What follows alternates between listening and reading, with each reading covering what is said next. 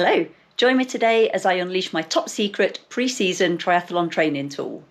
Triathlon is going from strength to strength. Last year there was over 112,000 people took part in over 720 triathlon races in the UK. The fight for age group qualification was absolutely brutal, with nearly 7,200 people registering their intention to qualify.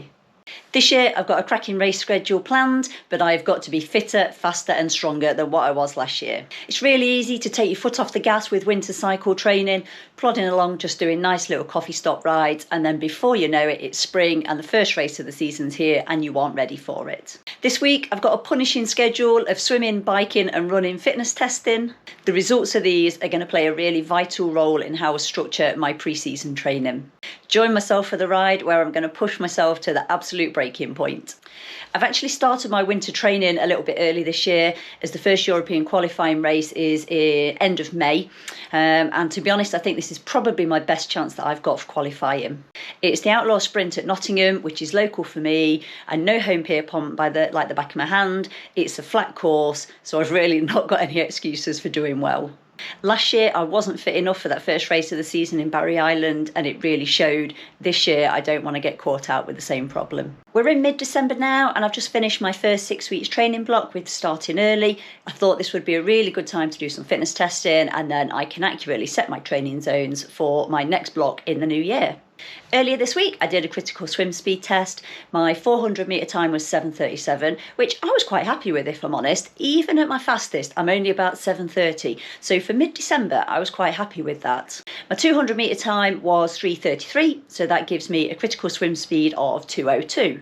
I'll put a link in the comments below to the website that I use, which is my pro coach. I find it really easy. You just put the numbers in and it gives you what your critical swim speed is. I am desperate to get it below 2 minutes, but it seems a little bit elusive at the minute. But we're only in the middle of December. I'll take that. We'll come back in the new year after my next training block and see if we can get it under 2 minutes. The one thing I absolutely hate doing is FPT testing on the bike, and I try and avoid it wherever possible. In fact, I don't think I've done one since April time.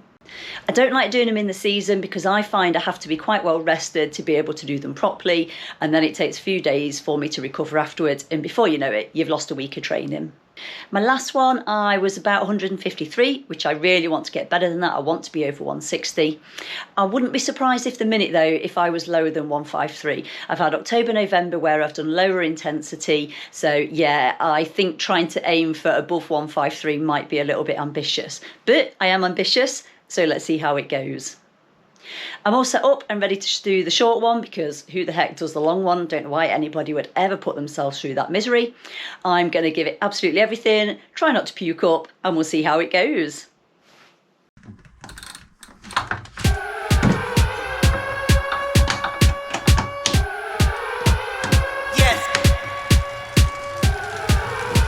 Okie dokie, we are cracking on with the warm-up. I will just point out, I've got ongoing wheel sagas. Where's my mechanic? So I've got Mark's wheel on my bike at the minute because my front wheel is seized up with bearings. So my wheel is with Nikki, getting some new bearings, so I'm riding on Mark.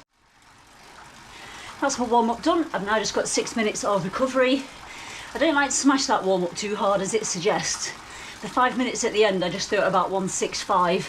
Meant to do it 170, 185. But I just find it tires you out too much. Now 5 minutes, my heart rate's already at like 170. So I'm going to save it a little bit. Okay, I'm going to do the first 5 minutes just at about 155. Oh no, 160. You don't want to go off too hard, otherwise you pay for it later on. So I'm going to keep it under 160 for the first 5 minutes, and then we'll build from there.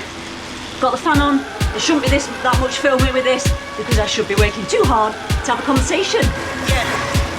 10 minutes in, 163 average. Got to be careful here, don't over push.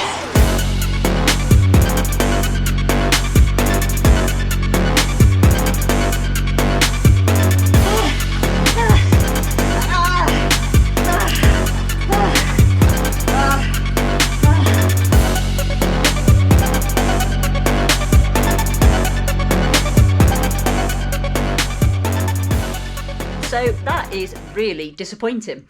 Absolutely worked my backside off for that, worked proper hard with it. Went out harder than I planned to. I don't know if that was a bit of an issue, but was kind of holding like 165 relatively comfortably for the first 5 minutes. Felt great up until 15 minutes and then absolutely died with it. My power kept dropping below 160. It was down at like 158. I just couldn't. I tried a few different things, tried swapping chain rings and stuff, but that just made it worse and I couldn't recover. So I absolutely died in that last 5 minutes. So a bit disappointing. Really strong effort there for a rise of 1 watt in my FTP. Averaged 162 for the ride, which sadly equated to an FTP of 154. But on the positive side, I think that FTP is probably back from April time. Before the start of the season. So I wasn't at my strongest at that point. My FTP will have risen through the summer and then it'll have dropped off again come September and end of the season with it. So to be at 154 before Christmas, when I was 153 in April time, then that's a fairly good gain for me.